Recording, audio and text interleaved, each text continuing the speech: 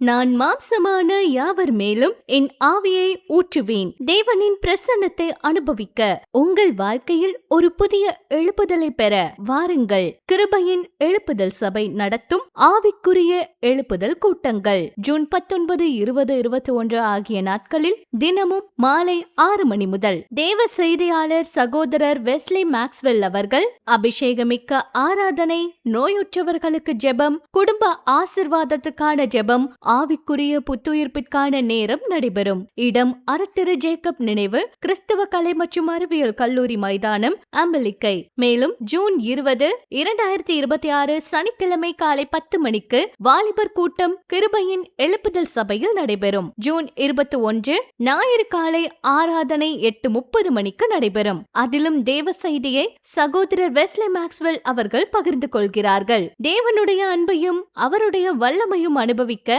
உங்கள் குடும்பத்தோடு தவறாமல் வாருங்கள். இயேசு கிறிஸ்து நேற்றும் இன்றும் என்றும் மாறாதவர். அனைவரையும் அன்போடு வரவேற்கிறோம்.